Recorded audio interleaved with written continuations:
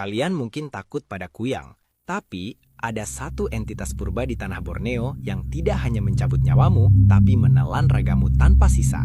Namanya Mariaban. Sebuah nama yang pantang diucapkan keras-keras oleh warga pedalaman, karena menyebut namanya sama dengan mengundang maut.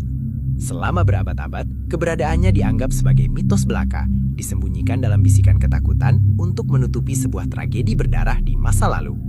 Malam ini, kita akan menguak tabir kegelapan yang telah lama terkubur. Legenda Mariaban bukanlah sekadar kisah hantu biasa. Ia lahir dari rahim keserakahan manusia. Konon, di masa lampau, bulu Mariaban dipercaya memiliki kekuatan magis luar biasa, mampu memberikan ilmu pelet tingkat tinggi dan kekebalan mutlak bagi siapa saja yang berani memilikinya. Namun, harga yang harus dibayar tidaklah murah. Memburu Mariaban sama dengan menyerahkan jiwamu pada iblis. Warga desa yang tergoda oleh harta dan kuasa akhirnya memanggil malapetaka yang melampaui batas nalar kemanusiaan mereka. Tragedi itu terjadi pada suatu malam tanpa bintang. Sekelompok pemburu serakah mencoba menjebak sang siluman. Bukannya mendapatkan kekuatan gaib, mereka justru menjadi perjamuan maut.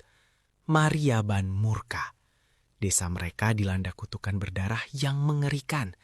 Satu persatu warga menghilang tanpa jejak, hanya menyisakan jeritan keputusasaan yang menggema di keheningan malam.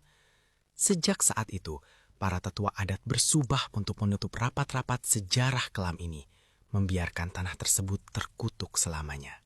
Hingga hari ini, sangat sulit mencari warga lokal yang mau bercerita tentang Mariaban. Membicarakan wujudnya, diyakini akan menarik perhatiannya dari kedalaman hutan. Mereka hidup dalam sisa-sisa trauma leluhur.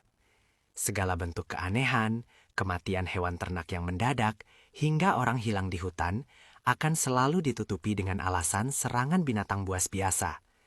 Sumpah bungkam ini adalah benteng pertahanan terakhir mereka dari entitas pemakan daging manusia yang terus mengintai dalam gelap. Mariaban digambarkan bukan sekadar hewan, melainkan siluman cerdas yang memanipulasi korbannya. Ia tidak melayang mencari darah kotor seperti kuyang, melainkan memburu raga dan jiwa secara utuh.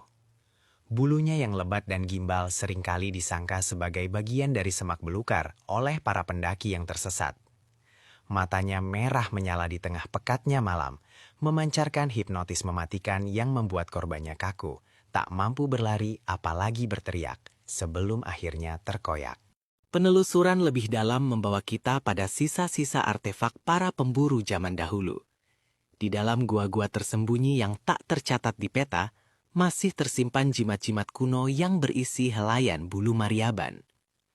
Aura pekat sisa-sisa ilmu hitam masih terasa menyengat di udara. Siapapun yang nekat menyimpan atau mencoba membangkitkan kekuatan bulu ini, konon akan dihantui oleh sang pemilik aslinya. Tubuh mereka akan perlahan membusuk dari dalam, sementara kewarasan mereka terkikis habis. Kutukan Mariaban bukanlah sekedar dongeng pengantar tidur, melainkan peringatan keras tentang batas antara alam manusia dan alam gaib.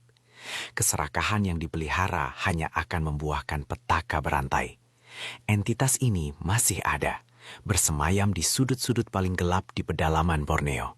Ia tidak pernah benar-benar mati. Ia hanya tertidur lelap, menunggu ada manusia bodoh lainnya yang berani mengusik wilayahnya demi memburu kekuatan instan yang berujung pada kebinasaan roh. Jadi, jika kalian suatu hari nanti menjejakkan kaki di kedalaman hutan Borneo dan tiba-tiba merasakan hembusan angin yang sangat dingin disertai bau anyir darah yang menusuk hidung, jangan pernah menoleh ke belakang. Teruslah berjalan dan perbanyaklah doa. Karena mungkin saja, di balik lebatnya dedaunan, Mariaban sedang mengawasimu, menilai apakah engkau pantas menjadi perjamuan malamnya. Ingat, ada rahasia di dunia ini yang lebih baik dibiarkan terkubur selamanya dalam kegelapan.